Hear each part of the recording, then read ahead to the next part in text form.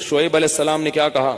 یا قومی لا یجرمنکم شقاقی ان یصیبکم مثل ما اصاب قوم نوح او قوم ہود او قوم صالح. اے میری قوم، تو اچھا اس قوم کو بھی واقعات معلوم تھے، اس آیت سے پتہ چلتا ہے. اے میری قوم، ایسا نہ ہو کہ جو عذاب نوح علیہ السلام کی قوم پہ آیا جس کا تمہیں پتہ ہے، یا جو عذاب قوم ہود پر آیا، یا جو عذاب قوم صالح پر آیا، ایسا نہ ہو کہ وہی تم پر بھی آ جائے. اور یہ بھی کہنے لگے وما قوم لوط منکم ببعید، لوط علیہ السلام کی قوم تو بہت قریب ہے تم سے، جا کے دیکھ لو ان کے حالات، وہ تو ابھی ماضی کا قریب کا قصہ ہے. وَيَا قَوْمِ لَا يَجْرِمَنْ وَيَا قَوْمِ اسْتَغْفِرُوا رَبَّكُمْ ثُمَّ تُوبُوا إِلَيْهِ. اے میری قوم اعتراضات چھوڑ دو، استغفروا ربکم، رب سے توبہ استغفار کرو. دیکھو وہ لوگ استغفار کا مطلب سمجھتے تھے، ہم لوگ استغفار کا مطلب نہیں سمجھتے. جب شعیب علیہ السلام نے کہا استغفار کرو تو ایسا تو ان کے لیے تو بڑا آسان تھا، ایک تسبیح استغفار کی صبح پڑھ لیتے، ایک تسبیح شام کو پڑھ لیتے. کہتے اتنی سی بات ہے تو ہمیں تو نماز پہ ویسی کوئی اعتراض نہیں، تو استغفار کی ایک تسبیح پہ کیا اعتراض ہوگا. وہ سمجھتے تھے کہ استغفار کا مطلب ہے گناہ سے توبہ، جو ڈنڈی مار رہے ہیں یہ چھوڑیں اور پھر اللہ سے توبہ کریں. یہ والی توبہ آج کل مارکیٹ سے کیا چل رہی ہے؟ بہت سی چیزیں مارکیٹ میں شارٹ ہو گئی ہیں بھائی. لوگ چینی کو روتے ہیں، یہ شارٹ ہو گئی، وہ شارٹ ہو گئی، وہ بھائی بہت ساری چیزیں شارٹ ہوئی ہوئی ہیں. تو یہ والی توبہ آج کل مارکیٹ سے کیا چل رہی ہے؟ شارٹ چل رہی ہے. استغفار، استغفر اللہ، ڈرامہ دیکھ کے بھی استغفار ہو رہا ہے، ہائے ہائے کیسا ہو گیا، کیسی ہیروئن ہے، توبہ توبہ، ٹھیک ہے نا کیسا ہیرو ہے، اتنا گندا گانا، توبہ توبہ استغفر اللہ. تو یہ استغفار چل رہا ہے آج کل. تو استغفار کا مطلب وہ لوگ، بولو بھائی سمجھتے. وہ کچھ لوگ بیٹھے ہوئے تھے نا، ایک بس میں جا رہے تھے، سب ایک بس میں جا رہے تھے، ذرا دیندار تھے وہ، تو سب نے تہیہ کیا بھائی اگر کوئی لڑکی خاتون واتون نظر آ گئے نا تو استغفار پڑھنا بھائی، ٹھیک ہے نا. کیا کرنا ہے؟ تاکہ نظریں نیچی کر لیں، توبہ استغفار. تو وہ جیسے ہی ایک نے پڑھا نا استغفار استغفر اللہ، تو سب نے کہا کہاں ہے سب نے کیا کہا، وہ لاشعوری طور پر نکل گیا نا کہ چلو استغفار کریں گے لیکن دیکھ تو لیں. بولے بتا یار کہاں. تو وہ لاشعوری طور پر ہوتا ہے یہ دعا دفعہ. تو شعیب علیہ السلام نے کیا کہا؟ استغفروا ربکم ثم توبوا الیہ ان ربی قریب مجیب ان ربی رحیم ودود. ایک جگہ فرمایا رحیم بھی ہے اور بہت محبت کرنے والا ہے. ودود محبت کی سپرلیٹو ڈگری ہے، بہت محبت کرے گا تم سے، بہت زیادہ محبت، اتنی محبت کہ اس کے لیے تم نے گناہ چھوڑ دیا بھائی، بہت محبت کرے گا. تو ظاہر ہے اللہ جب محبت کرتا ہے تو ہماری طرح نہیں ہے کہ بہت محبت ہے بس ہے تو بھائی یہ پیسے دو، اتنی محبت ہے تو ٹھیک ہے نا. آپ کو کوئی دوست پریشانی میں آیا آپ کے پاس، بہت پریشان تھا، اس کو پیسوں کی ضرورت تھی، وہ آپ اس سے کہہ رہے ہیں یار مجھے تمہیں، آپ کو پتہ نہیں تھا کہ ابھی یہ پیسے بھی مانگ لے گا مجھ سے، کہہ رہے یار مجھے تم سے بہت محبت ہے، ایکچولی میں بتا نہیں سکتا بہت محبت ہے. وہ بڑا خوش ہو گیا بھائی اب تو ٹھیک ہے بھائی. تو کہہ رہے یار مجھے نا 100 روپے کی ضرورت ہے. اب آپ کہہ رہے یار یہ کیسے موقع پہ میں نے اظہار کر دیا محبت کا، ٹھیک ہے نا. تو ہم لوگوں کی محبت کیسی ہوتی ہے؟ ایسی ہوتی ہے. اگر ہمیں پہلے سے پتا ہوتا پیسے مانگتا ہے تو ہم کیا کہتے ہیں؟ یار محبت کچھ نہیں ہوتا.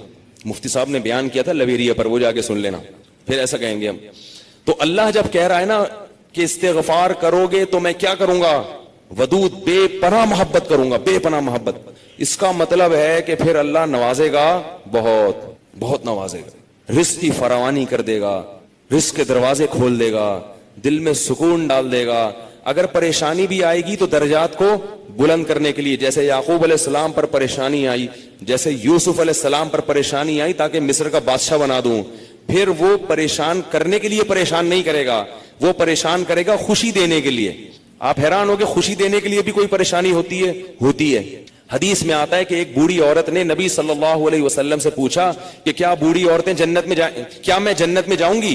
آپ نے فرمایا نہیں. ارے بھائی نبی کے منہ سے ایک عورت سن لے کہ میں جنت میں نہیں جاؤں گی، اس پہ کیا گزرے گی؟ اس کا مطلب جہنم کا ٹھپا لگ گیا، اسٹیمپ لگ گئی. اتنی پریشان. خود سوچو کہ جن صحابہ کو جنت پر ایسا یقین تھا جیسے اپنی آنکھوں سے دیکھی. حضرت علی کی ایک روایت ہے کہ میں اگر جنت کو اور جہنم کو اپنی آنکھوں سے دیکھ لوں تو میرے ایمان میں اضافہ نہیں ہوگا. تو جن لوگوں کا ایمان ایسا ہو نبی پر، ایک ایک بات پر وہ نبی کے منہ سے سن لیں کہ میں جنت میں نہیں جاؤں گی تو اس پہ قیامت نہیں آ گئی ہوگی. رونے لگی، پریشان ہو گئی. کچھ دیر میں نبی نے فرمایا کہ جاؤ گی جوان ہو کے. اس کنڈیشن میں اب یہاں ایک نقطہ اٹھایا ہے کہ بھئی ایسا مذاق کرنا جس سے تکلیف ہو، کسی مسلمان کو تکلیف دینا تو جائز نہیں ہے، تو نبی کیسے تکلیف دے سکتے ہیں؟ اتنی تکلیف میں ڈال دیا بیچاری کو. تو اس کا جواب یہی ہے کہ بعض دفعہ تکلیف کسی بہت بڑی خوشی کا پیش خیمہ ہوتی ہے. نہیں آئی بات؟ اگر پہلے تکلیف میں نہ ڈالا جاتا تو بعد میں جو اس کو راحت ہوئی ہے نا, وہ راحت نہ ہوتی, وہ خوشی نہ ہوتی. اس خوشی تک پہنچانے کے لیے پہلے تھوڑا سا تنگ کرنا ضروری ہے, ورنہ وہ خوشی نہ ہوتی.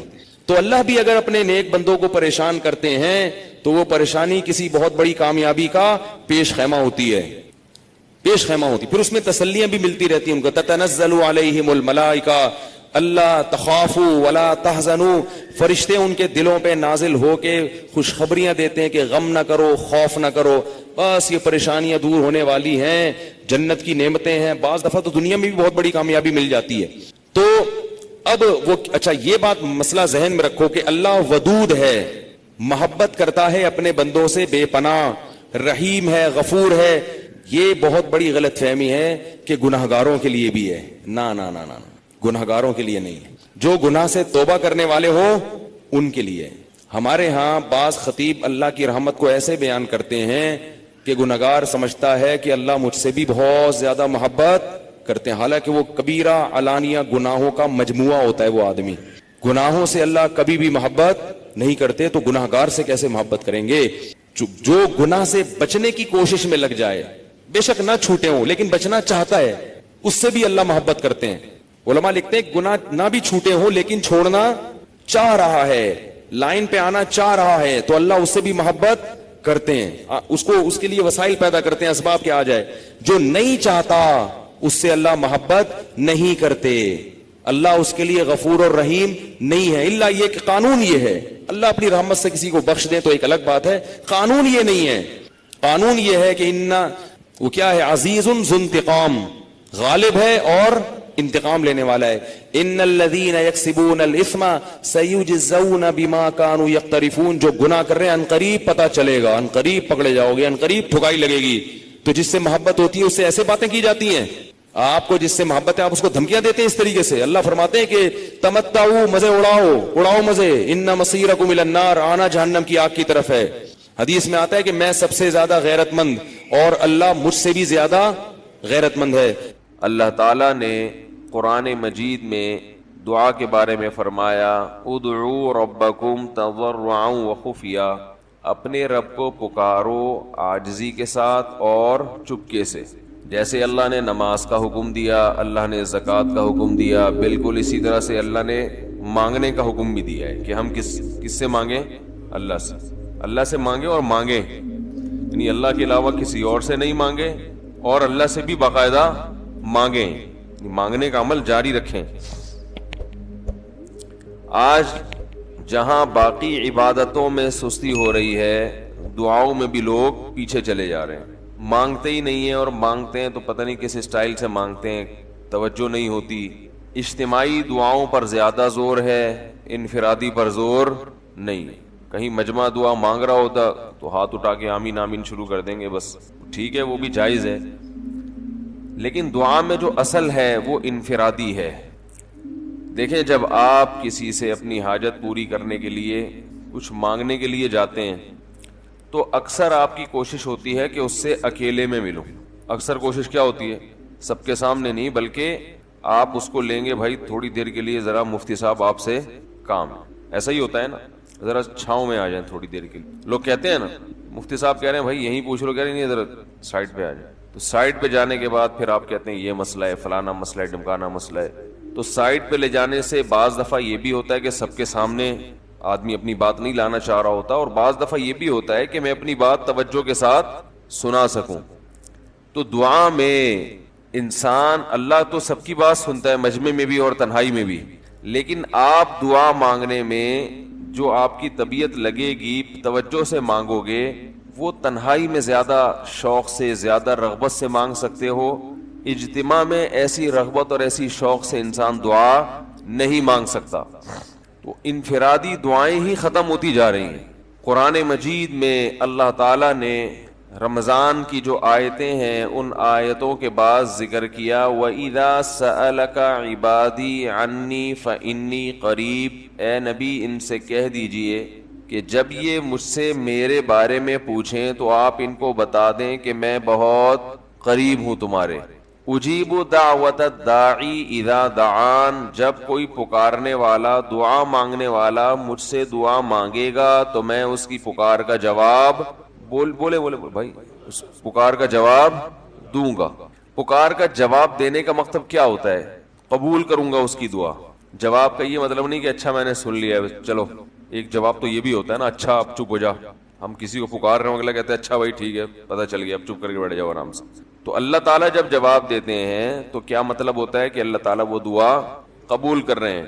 ہم دعا کثرت سے مانگتے کیوں نہیں ہیں؟ اس کی وجہ یہ ہے کہ ہمارے ذہن میں ایک چیز شیطان نے بٹھا دی ہے کہ مانگو تب بھی ویسے کے ویسے ہی ہیں، نہیں مانگو تب بھی ویسے کے ویسے۔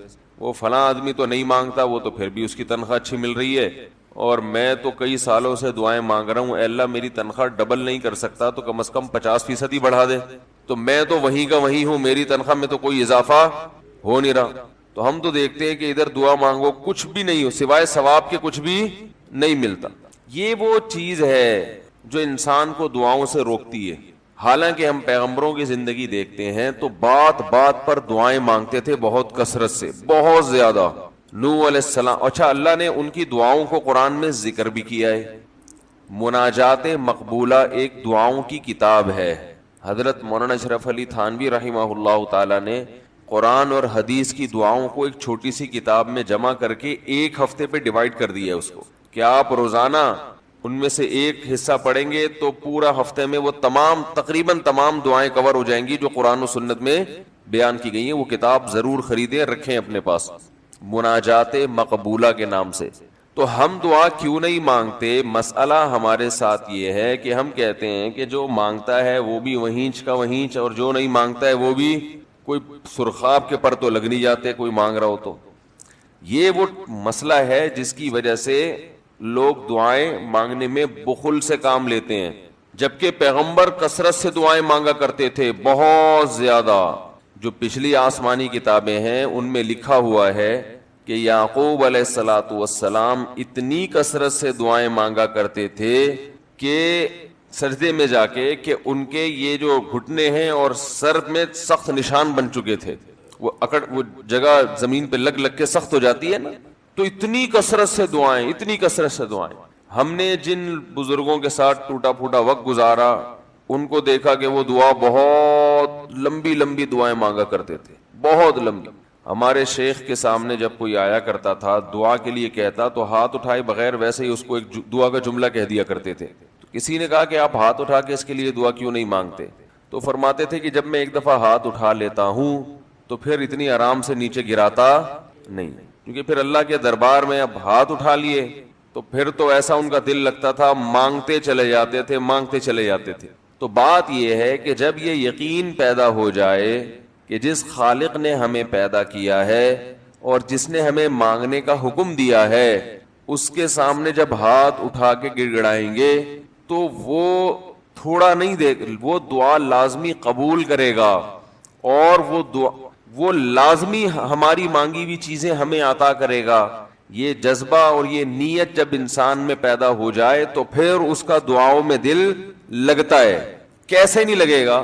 آپ سوچیں کہ آپ کو کوئی بتا دے کہ یہ جو سیٹھ صاحب ہیں بہت بڑے، آپ جا کے ان سے مانگو، یہ ٹائم نکال کے بیٹھے ہوئے ہیں، جتنا مانگو گے، جو مانگو گے یہ دیں گے، تو اب آپ بتاؤ آپ یہ کہو گے کہ میرے پاس مانگنے کا ٹائم نہیں ہے؟ ایسے موقع پہ آپ یہ کہو گے؟ آپ جائیں گے اور بسم اللہ کر کے شروع ہو جائیں گے۔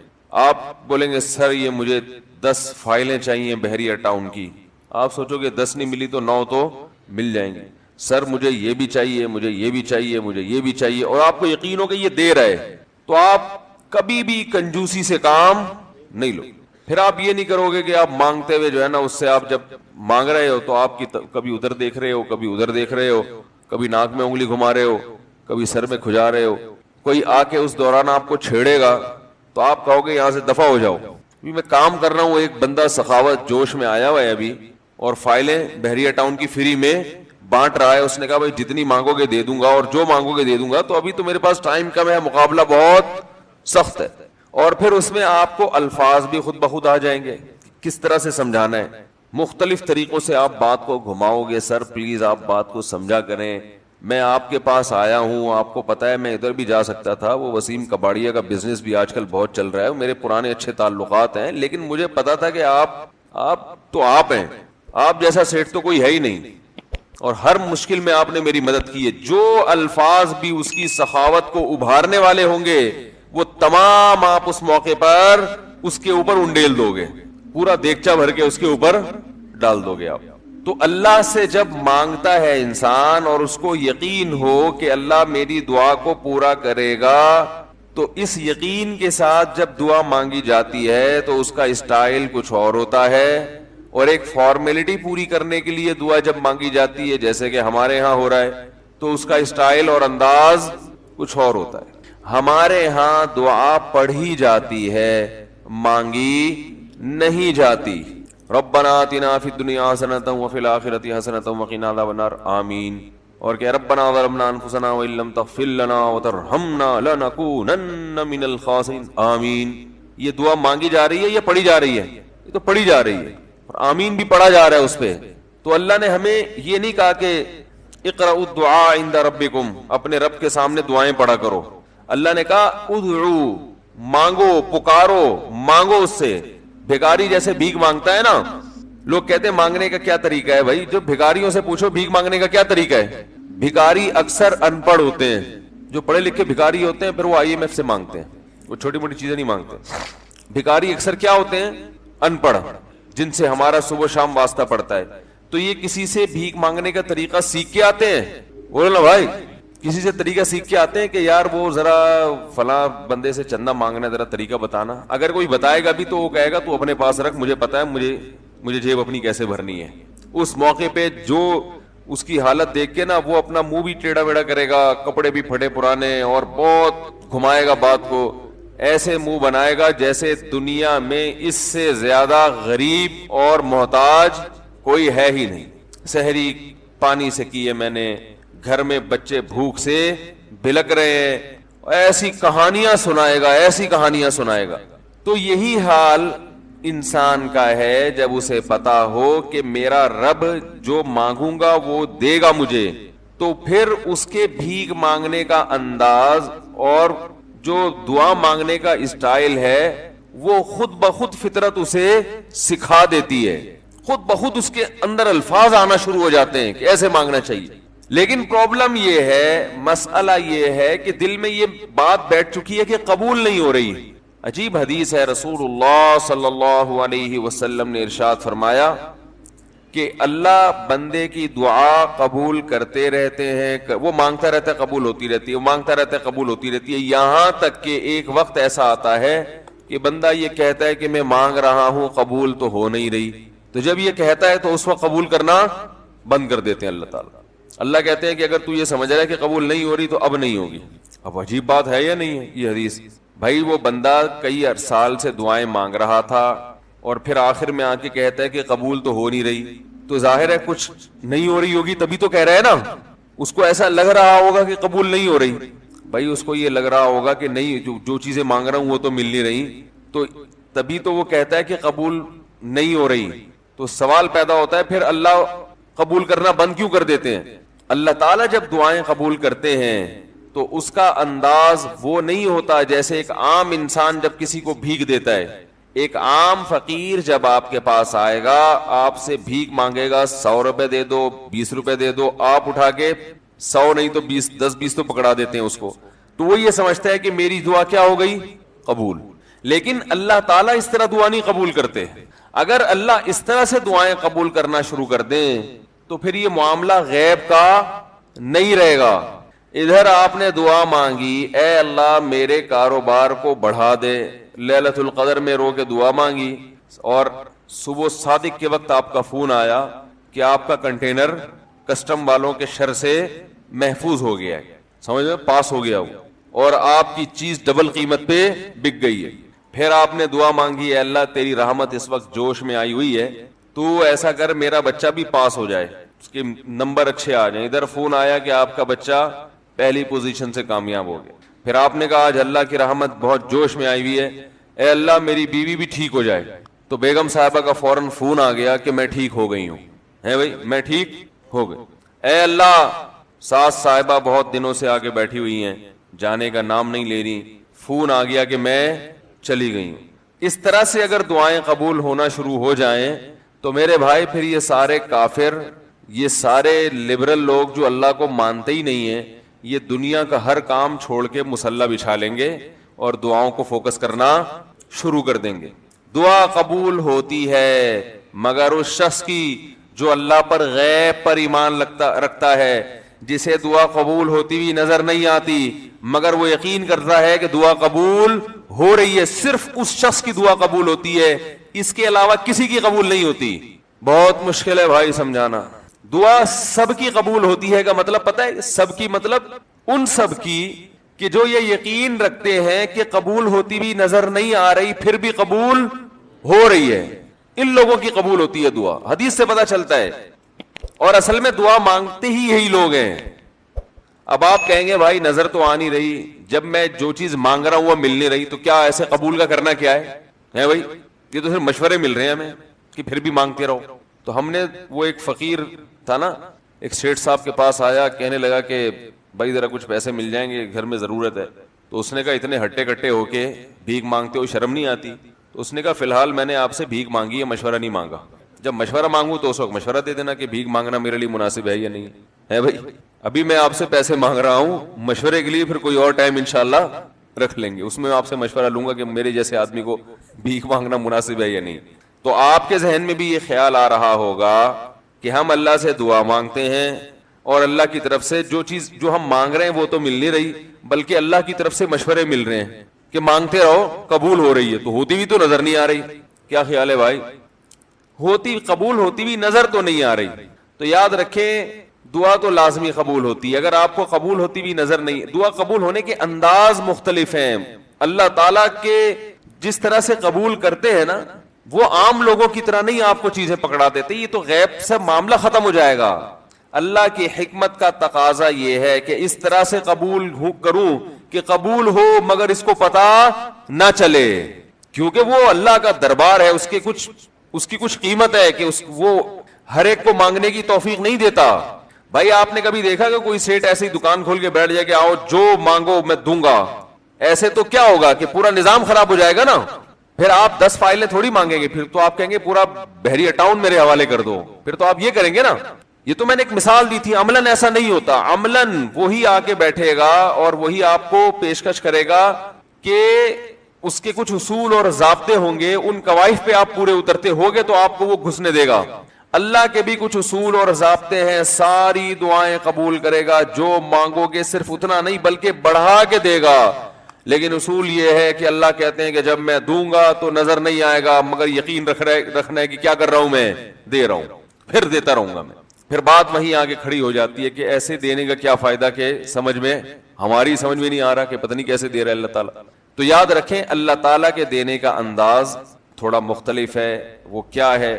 بعض مرتبہ جو چیز مانگ رہے ہوتے ہیں اللہ وہی چیز آپ کو دے دیتا ہے, اور ایسا بھی ہوتا ہے. ہمیشہ ایسا تو نہیں ہوا ہوگا کہ جو چیز مانگی اور نہیں ملی ہو. کئی بار ایسا ہوا ہے کہ جو مانگا وہ اللہ نے دے دیا, فوراً مسئلہ حل ہو گیا. بعض دفعہ بلکہ اس سے بھی پہلے کا اسٹیپ, بسا اوقات تو آپ دعا مانگ ہی نہیں رہے ہوتے, آپ اس کو دعا سمجھ رہے ہوتے ہو, لہذا اس میں وہ جان ہوتی نہیں ہے, تو قبولیت کا پھر سوال ہی پیدا نہیں ہوتا. آپ دعا پڑھ رہے ہوتے ہو, مانگ رہے نہیں ہوتے. تو اللہ نے تو دعائیں قبول کرنے کا کہا ہے, دعائیں پڑھنے پر کہا ہو, وعدہ کیا ہو, ایسا ہمارے علم میں کوئی حدیث نہیں ہے. دیکھیں یونس علیہ السلام جب مچھلی کے پیٹ میں تھے تو یونس علیہ السلام کو اپنی خطا کا احساس ہوا کہ میں اللہ کی پرمیشن کے بغیر اپنی قوم کو چھوڑ کے آ گیا ہوں. ان کو احساس ہو گیا, تبھی اللہ نے مجھے مچھلی کے پیٹ میں ڈال دیا ہے. تو اب آپ نے مچھلی کے پیٹ میں جا کے یہ دعا مانگی, لا الہ الا انت سبحانک انی کنت من الظالمین. اے اللہ تیرے سوا کوئی عبادت کے لائق نہیں ہے, سبحانک تو ہر عیب سے پاک ہے, تو نے جو مجھے مچھلی کے پیٹ میں ڈال دیا تو یہ تیری غلطی نہیں ہے, تو ہر عیب سے پاک ہے. انی کنت من الظالمین, میں ہوں ظلم کرنے والا اپنی جان پہ, مجھ سے غلطی ہوئی ہے. اللہ تعالیٰ کو آپ کا یہ مانگنا اتنا پسند آیا کہ مچھلی کو حکم دیا کہ ان کو ساحل پر اگل دو, اور نہ صرف یہ کہ مچھلی نے آپ کو ساحل پہ ڈالا، وَأَنبَتْنَا عَلَيْهِ شَجَرَةً مِّن يَقْطِينٍ، یقطین کوئی درخت تھا وہ بھی اللہ نے اگا دیا دھوپ سے بچانے کے لیے. لیکن جب مصیبتوں میں ہم یہ کلمہ پڑھتے ہیں لا الہ الا انت سبحانک انی کنت من الظالمین، تو ہم یوسف علیہ السلام والے جذبے سے یہ کلمے میں جو الفاظ ہیں وہ مانگتے نہیں ہیں بلکہ ہم یہ کلمہ پڑھتے ہیں. سمجھ رہے؟ پڑھنے کی بھی برکتیں ہوتی ہیں، میں اس کا منکر نہیں ہوں، لیکن ہمارے جو ورڈنگ ہوتی ہے نا وہ مانگنے کا اسٹائل نہیں ہوتا. ہم چھوٹے بچے تھے تو مسجد میں آیت کریمہ کا ورد ہوا کرتا تھا کہ بھائی حالات خراب ہیں آج کل، امام صاحب اسپیکر پہ اعلان کر کے بلاتے تھے آ جاؤ بھائی آیت کریمہ کا ورد ہوگا لا الہ الا انت سبحانک انی کنت من الظالمین، 5 لاکھ دفعہ پڑھا جائے گا. تو ہم مسجد میں آتے، وہ مسجد میں دانے ہم تو آتے تھے، اس کے بعد جلیبیاں بھی ملتی تھیں، بڑی گرم گرم ٹائٹ جلیبیاں ہوتی تھی. اب تک وہ مزہ نہیں آیا جلیبی میں. تو وہ جلیبیاں بھی ہوتی تھی، اوپر دانے رکھے ہوئے ہوتے تھے، وہ 5 لاکھ دانے ہوتے تھے، ختم کرنے ہوتے تھے. تو پھر ہم کیا کریں لا الہ الا انت سبحانک انی کنت من الظالمین لا الہ الا انت سبحانک. اس میں فراڈ نہیں کرتے تھے، پڑھتے پورا تھا الحمدللہ. بعض لوگ تو کیا کرتے تھے ایک مٹھی لی لا الہ الا انت سبحانک انی کنت من الظالمین، پھونک مارا اور سائڈ پہ رکھ دیا. وہی ڈرامے بھی ہوتے تھے لیکن ہم پورا ہی پڑھتے تھے. لیکن اس میں مانگنے کا انداز تو نہیں ہوتا تھا لا الہ الا انت سبحانک انی. پھر اس میں بچے تھے شرارت بھی شروع ہو جاتی تھی. پھر دیکھ رہے ہیں کوئی ادھر دیکھ رہا ہے تو ایک دانہ اٹھایا لا الہ الا انت سبحانک انی کنت من الظالمین، یوں کر کے اس کی ناک پہ مارا ہے. کوئی ادھر دیکھ رہا ہے تو اس کی جیب میں ڈال دیا. تو یہ دعا مانگی جا رہی ہے، یہ تو پڑھی جا رہی ہے، ایک فارمیلٹی ہے کہ 5 لاکھ پورے کرنے ہیں، اس کے بعد جلیبی کھانا ہے اور نکلنا ہے. تو آج بھی ایسا ہی ہو رہا ہے. امام صاحب دعا مانگتے ہیں، لوگ کہتے ہیں یار چلو جب نماز پڑھ لی 4 رکعتیں پڑھ لی سلام بھی پھیر لیا تو اس میں کیا جا رہا ہے، یہ بھی پورا ہی کر لو. ایسا ہی ہوتا ہے نا، یہ بھی پورا ہی کر لو، آمین آمین کہہ لیں گے. امام صاحب ڈرائیور ہیں، ہم پیچھے مقتدی ہیں، تو جہاں اتاریں گے وہیں اتریں گے ہم لوگ، پہلے تو نہیں اتر سکتے. تو یہ ایک لوگوں کے ذہن میں تصور ہے. نبی صلی اللہ علیہ وسلم نے فرمایا اللہ ظاہر قلب کے ساتھ دعا کی طرف توجہ نہیں دیتے. ظاہر قلب کا مطلب آپ کا دل حاضر نہیں ہو، کچھ اور سوچ رہے ہو اور ادھر سے آپ نے ویسے ہی ایک فارمیلٹی پوری کرنے کے لیے. اللہ کہتے ہیں کہ جب تو مانگنے میں مخلص نہیں ہے تو میں تجھے کیوں دوں. تو مانگنے میں ہی مخلص نہیں ہے. تو بعض دفعہ بلکہ اکثر ایسا ہوتا ہے کہ ہماری دعا میں جان ہی نہیں ہوتی. آدم علیہ السلام کو جب جنت سے نکالا گیا تو پریشان تھے، بے چین تھے، مضطرب سے میں کیا کروں کہ اللہ مجھ سے خوش ہو جائے. اس بے چینی میں الفاظ نہیں آ رہے سمجھ میں. فَتَلَقَّى آدَمُ مِن رَبِّهِ كَلِمَاتٍ، اللہ فرماتے ہیں اللہ نے آدم کے دل میں کلمات ڈال دیے ان کی بے چینی کو دیکھ کر کے اس طرح سے مجھے مانگو. جب انسان اخلاص کے ساتھ دعا مانگتا ہے تو الفاظ کا القاء کہاں سے ہوتا ہے؟ اللہ کی طرف سے وہ القاء ہونا شروع ہوتا ہے. اللہ کہتے ہیں اس طرح سے مانگ. حضرت حکیم اختر صاحب رحمہ اللہ تعالیٰ نے ایک واقعہ بیان کیا. فرمایا کہ ایک شخص نے حرم میں، انہوں نے دیکھا یا کسی اور بزرگ نے دیکھا کہ حرم میں ایک شخص اللہ سے دعا مانگ رہا ہے گناہوں کی معافی کے لیے، اور اللہ سے کہہ رہا ہے کہ اے اللہ اگر تو میرے گناہ معاف کر دے گا تو بھی خوش ہوگا اور تیرے حبیب محمد صلی اللہ علیہ وسلم بھی خوش ہوں گے کہ ایک آدمی کی بخشش ہو رہی ہے، اور تیرا یہ بندہ بھی خوش ہو جائے گا. اور اگر معاف نہیں کرے گا تو بھی خوش نہیں ہوگا، کیونکہ اللہ کو جہنم میں ڈال کے وہ خوشی تو ہوتی نہیں ہے بندوں کو. اور تیرے حبیب محمد صلی اللہ علیہ وسلم کو پتہ چلے گا وہ بھی خوش نہیں ہوں گے، اور میں بھی خوش نہیں ہوں گا. شیطان خوش ہوگا جو تیرا دشمن ہے. اب خود سوچ لے تو اپنے دشمنوں کو خوش کرنا چاہتا ہے یہ اتنے سارے ہیں بھائی، اتنے سارے دوست ہیں تیرے، ان کو ناراض کر کے تو خوش کس کو کر رہا ہے؟ اپنے تو جو تیرا بھی دشمن ہے، میرا بھی دشمن، اور تیرے حبیب محمد صلی اللہ علیہ وسلم کا بھی دشمن ہے. تو دیکھو کیسے الفاظ ہیں اس کے. تو ایسا کہ بظاہر بخشش کے علاوہ کا آپشن چھوڑا ہی نہیں. کیا خیال ہے؟ حجاج ابن یوسف بڑا ظالم تھا، بڑا ظالم. موت کا جب وقت آیا تھے یہ لوگ ایمان والے، چاہے ظالم تھے بدعمل تھے لیکن اللہ پر ایمان بہرحال رکھتے تھے، ان کو پتا تھا کہ میں غلط کر رہا ہوں. جب موت کا وقت آیا تو کہنے لگا کہ اے اللہ لوگ کہتے ہیں کہ تو مجھے نہیں بخشے گا، لوگ کہتے ہیں کہ میرے جیسے گناہگار کو تو نہیں بخش سکتا. بڑے عجیب الفاظ ہیں، اللہ کی رحمت کو جوش دلا رہا ہے کہ تو ایسا کر کے دکھا دے، یعنی کچھ ایسا کر کے دکھا دے کہ جو تیرے بارے میں لوگ گمان کر رہے ہیں وہ گمان کیا ہو جائے. یہ بالکل ایسے ہے جیسے کوئی بہت بڑا سیٹ ہو، آپ اس سے بہت زیادہ بڑا قرضہ مانگنے کے لیے جائیں جو کہ عام طور پر نہیں ملتا، لیکن آپ اس کو جوش دلا رہے ہو کہ لوگ کہتے ہیں کہ تو اتنا بڑا قرضہ نہیں دے سکتا، تو آج تو اپنی سخاوت دکھا دے کہ میں اتنا بڑا قرضہ بھی دے سکتا ہوں. تو مرتے ہوئے کیا کہنے لگا کہ اللہ یہ پبلک کہہ رہی ہے کہ تو مجھے نہیں بخش سکتا, یعنی یہ تیری رحمت کو چیلنج کر رہی ہے کہ اتنے بڑے گناہگار کو نہیں بخشے گا اللہ, تو آج کیا کر لے تو یہ دکھا دے اپنی رحمت سے کہ میں اتنے بڑے گناہگار کو بھی معاف کر سکتا ہوں. اب پتہ نہیں اللہ نے معاف کیا نہیں کیا, وہ تو اللہ کا معاملہ اور حجاج بن یوسف کا معاملہ, لیکن علماء کہتے ہیں یہ اس نے الفاظ بڑے ڈینجرس کہے ہیں مرتے وقت. ڈینجرس کا مطلب یعنی دوسرے معنی میں ایسے ہے کہ اس نے اللہ کی عرش کو ہلا دیا ہوگا. اللہ کو مانگنا اتنا پسند ہے. پہلی بات تو یہ ذہن میں رکھیں کہ اس سے بڑی کوئی عبادت نہیں ہے دعا سے, اور دعا سے مشکل کوئی عبادت نہیں ہے. نماز پڑھنا آسان ہے, زکوٰۃ دینا آسان ہے, روزہ رکھنا بھی آسان. سب سے مشکل کام کیا ہے؟ دعا مانگنا.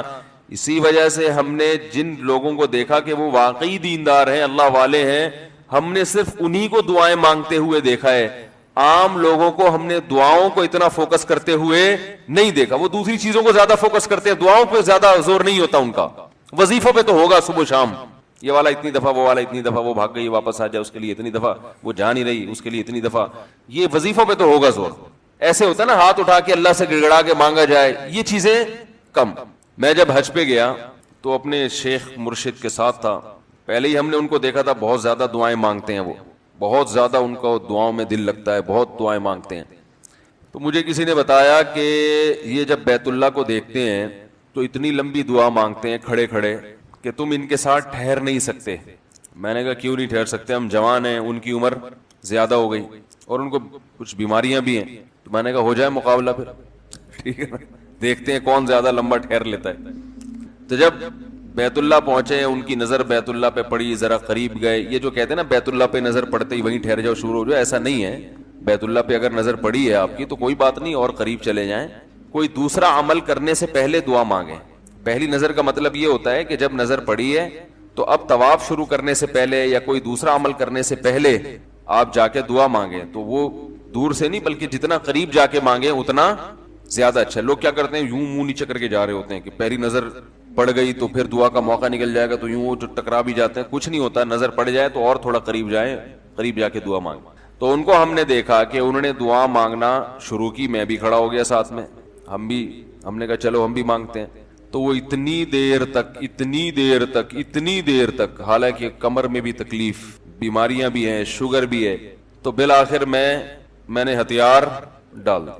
میں نے کہا میں اتنی دیر کھڑا نہیں ہو سکتا. اور میں پھر اب بیٹھتے ہوئے شرم بھی آ رہی تھی کہ وہ بولیں کہ میری عمر زیادہ ہے اور یہ دیکھو ابھی جوان, شادیاں تو کرتا رہتا ہے, تو یہ کیا شادیاں کرے گا جو کھڑا نہیں ہو سکتا اتنی دیر. تو وہ اتنی دیر ہو گئی تو میں بیٹھ گیا واقعی. تو کئی ایسے ہمارے اکابر گزرے ہیں, بزرگ گزرے ہیں, 1 گھنٹہ 2 گھنٹہ 3 گھنٹہ. مرکز میں, تبلیغی مرکز میں کسی نے بتایا کہ ایک بزرگ کو میں نے دیکھا صبح اشراق کے وقت دعا مانگنا شروع کی ہے اور ظہر کی نماز میں اٹھے. اشراق کے وقت دعا مانگنا شروع کی اور کب اٹھے؟ یہ وہ لوگ تھے جن کا دعاؤں میں دل لگتا تھا. اب بتائیں دعا مشکل عبادت ہے یا نہیں؟ حضرت عمر رضی اللہ تعالی عنہ کا قول ہے, فرماتے ہیں کہ مجھے اس بات کی پرواہ نہیں ہوتی کہ میری دعا قبول ہو رہی ہے کہ نہیں ہو رہی, مجھے اس کی فکر رہتی ہے کہ دعا مانگنے کی توفیق مل رہی ہے کہ نہیں مل رہی. کیونکہ اللہ جب ناراض ہوتا ہے نا کسی سے, مانگنے کی توفیق چھین لیتا ہے اللہ تعالیٰ. اور مانگنے کی توفیق دی ہوئی, اس کا مطلب اگر ناراض ہے بھی تو اتنا زیادہ نہیں ہے, تھوڑا بہت ہے, وہ تلافی چاہتا ہے کہ آپ کر لو.